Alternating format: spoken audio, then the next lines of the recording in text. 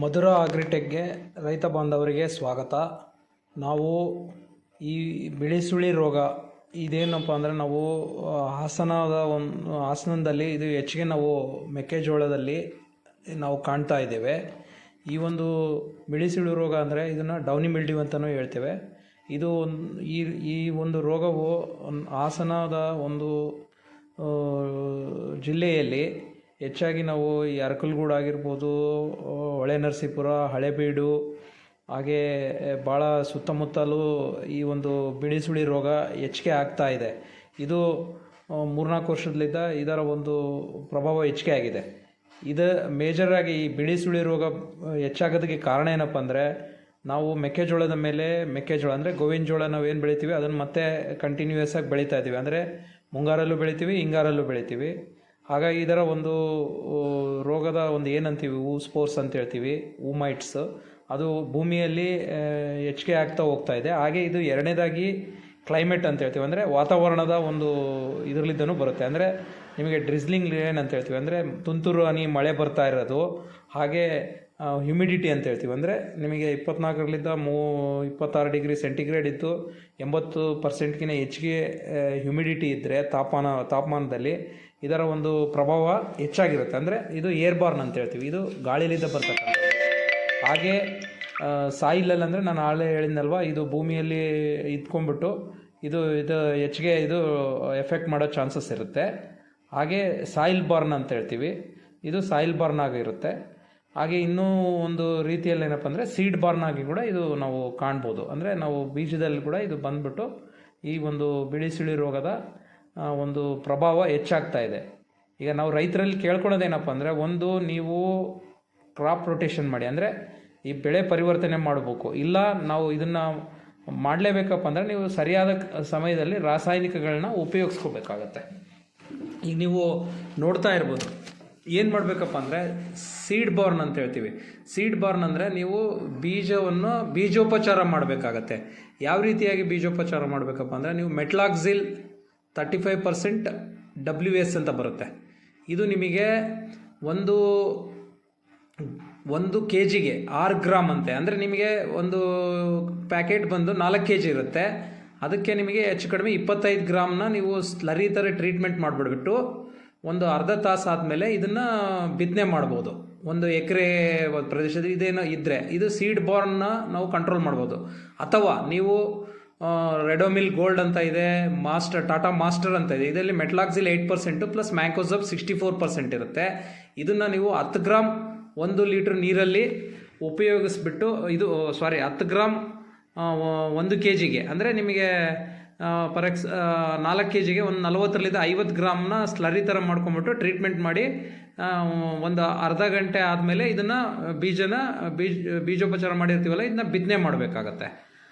ಈ ಒಂದು ಮಾಡೋದ್ರಲ್ಲಿ ಏನಪ್ಪ ಅಂದರೆ ನಿಮಗೆ ಸೀಡ್ ಬಾರ್ನ್ ಕಂಟ್ರೋಲ್ ಮಾಡ್ಬೋದು. ಹಾಗೆ ನೀವು ಸಾಯಿಲ್ ಬಾರ್ನ್ ಕಂಟ್ರೋಲ್ ಮಾಡಬೇಕು. ನಾವು ಸಾಯಿಲ್ ಬಾರ್ನ್ ಕಂಟ್ರೋಲ್ ಮಾಡಬೇಕಪ್ಪ ಅಂದರೆ, ನೀವು ಆಲ್ರೆಡಿ ನೋಡಿರೋ ಪ್ರಕಾರ ರೆಡೋಮಿಲ್ ಗೋಲ್ಡ್ ಅಂತ ಬರುತ್ತೆ. ಅದನ್ನು ನೀವು ಅದರಲ್ಲಿ ಮೆಟ್ಲಾಕ್ಸಿಲ್ 8% ಇರುತ್ತೆ ಪ್ಲಸ್ ಮ್ಯಾಂಕೋಸೋಬ್ ಇರುತ್ತೆ. ಅದನ್ನು ನೀವು ಅದು ಏನಪ್ಪ ಅಂದರೆ ನಾವು ಅರ್ಲಿ ಸ್ಟೇಜ್ ಅಂತ ಹೇಳ್ತೀವಿ. ಅಂದರೆ ಗಿಡಗಳ 15 ದಿನಗಳಿದ್ದಾಗೆ ನೀವು 2-2.5 ಗ್ರಾಮ್ 1 ಲೀಟ್ರ್ ನೀರಿನಲ್ಲಿ ಹಾಕ್ಕೊಂಡ್ಬಿಟ್ಟು ಸ್ಪ್ರೇ ಮಾಡಬೇಕಾಗತ್ತೆ. ಅಥವಾ ನಿಮಗೆ ಆಕ್ರೋಬ್ಯಾಟ್ ಅಂತ ಬರುತ್ತೆ, ನೀವು BASFನ ಆಕ್ರೋಬ್ಯಾಟ್, ಡೈಮಿಥೋಮಾರ್ಫ್ ಅಂತ ಬರುತ್ತೆ 50% WP. ಇದನ್ನು ಅಷ್ಟೇ ನೀವು 1 ಗ್ರಾಮ್ 1 ಲೀಟ್ರ್ ನೀರಲ್ಲಿ ಹಾಕ್ಕೊಂಡ್ಬಿಟ್ಟು ಸ್ಪ್ರೇ ಮಾಡ್ಬೋದು. ಅಥವಾ ನೀವು ಅಮಿಸ್ಟಾರ್ ಅಂತ ಬರುತ್ತೆ, ಅಜಾಸ್ಟ್ರೋಬಿನ್ ಕಾಂಬಿನೇಷನ್ನು 23% SC. ಇದು ನೀವು 1 ml 1 ಲೀಟ್ರ್ ನೀರಲ್ಲಿ ಹಾಕ್ಕೊಂಡು ಸ್ಪ್ರೇ ಮಾಡ್ಬೋದು. ಇದನ್ನು ಏನಪ್ಪ ಅಂದರೆ 15ರಿಂದ 20 ದಿನಗಳಲ್ಲಿ ಒಂದು ಸ್ಪ್ರೇ ಮಾಡಬೇಕಾಗತ್ತೆ.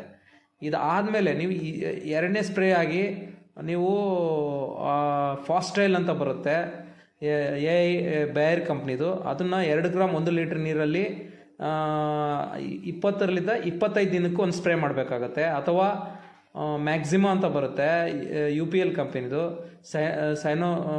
ಸ್ಯಾಮ್ಯಾಕ್ಸಿನಲ್ ಏನಿದೆ ಅದರಲ್ಲಿ ಕಾಂಬಿನೇಷನ್ ಪ್ಲಸ್ ಮ್ಯಾಂಕೋಸಬ್ ಕಾಂಬಿನೇಷನ್ ಇರುತ್ತೆ. ಇದನ್ನು 2 ಗ್ರಾಮ್ 1 ಲೀಟ್ರ್ ನೀರಲ್ಲಿ ಉಪಯೋಗಿಸ್ಬೋದು. ಇವನ್ನು ನೀವು ಉಪಯೋಗಿಸಿ ಸ್ಪ್ರೇ ಮಾಡೋದ್ರಿಂದ ನೀವು ಏರ್ ಬಾರ್ನ್ ಕಂಟ್ರೋಲ್ ಮಾಡ್ಬೋದು.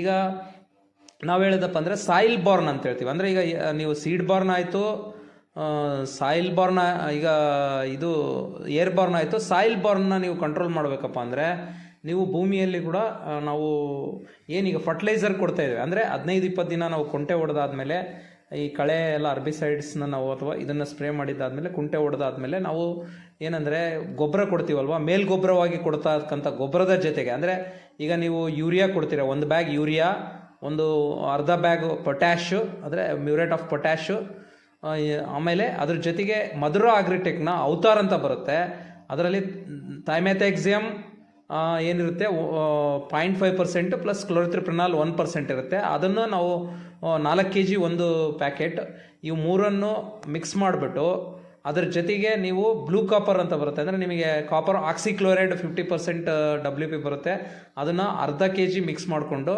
ಇವನ್ನು 1 ಎಕರೆಯಲ್ಲಿ ನಾವು ಇದನ್ನು ಸಾಯಿಲ್ ಅಪ್ಲಿಕೇಶನ್ ಮಾಡೋದ್ರಿಂದ ನಾವು ಸಾಯಿಲ್ ಬಾರ್ನ್ ಏನಪ್ಪ ಅಂದರೆ ತಡೆಗಟ್ಟಲು ಅನುಕೂಲ ಆಗುತ್ತೆ.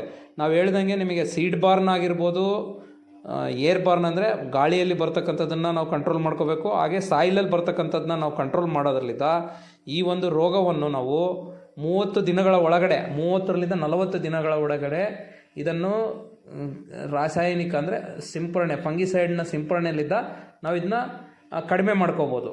ಇದರಿಂದ ನಿಮಗೆ ಈ ರೋಗನ ಕಂಟ್ರೋಲ್ ಮಾಡಿಬಿಟ್ಟು ನಿಮ್ಮ ಒಂದು ಬೆಳವಣಿಗೆ, ಗಿಡದ ಬೆಳವಣಿಗೆ ಹೆಚ್ಚಿಗೆ ಆಗುತ್ತೆ. ಹೆಚ್ಚಿನ ಮಾಹಿತಿಗಾಗಿ ನೀವು ಮಧುರ ಆಗ್ರಿಟೆಕ್ ಕರ್ನಾಟಕವನ್ನು ಸಂಪರ್ಕಿಸಬಹುದು. ನಿಮಗೆ ಹೆಚ್ಚಿನ ಮಾಹಿತಿ ಇದರಲ್ಲಿ ಸಿಗುತ್ತೆ. ನೀವೇನು ಮಾಡಿ ಅಂದರೆ ಮಧುರ ಆಗ್ರಿಟೆಕ್ ಕರ್ನಾಟಕದ ಯೂಟ್ಯೂಬ್ ಚಾನಲ್ನ ಸಬ್ಸ್ಕ್ರೈಬ್ ಮಾಡಿಕೊಂಡು ಬೆಲ್ ಐಕಾನ್ನ ಕ್ಲಿಕ್ ಮಾಡಿಬಿಟ್ರೆ ನಿಮಗೆ ಹೆಚ್ಚಿನ ಮಾಹಿತಿ ಇದರಲ್ಲಿ ಸಿಗುತ್ತೆ. ಏನಪ್ಪ ಬಿಳಿ ಸುಳಿ ರೋಗನ ಯಾವ ರೀತಿಯಾಗಿ ಕಂಟ್ರೋಲ್ ಮಾಡೋದು, ಇದರ ಕಂಟ್ರೋಲ್ ಮಾಡೋದು ಅಥವಾ ಇದನ್ನು ನಿರ್ವಹಣೆ ಮಾಡೋದಕ್ಕೆ ಸಾಧ್ಯವಿದೆ. ಹಾಗಾಗಿ ನೀವು ನಮ್ಮ ಒಂದು ಯೂಟ್ಯೂಬ್ ಚಾನಲನ್ನು ಸಂಪರ್ಕಿಸಬೇಕು. ಧನ್ಯವಾದಗಳು.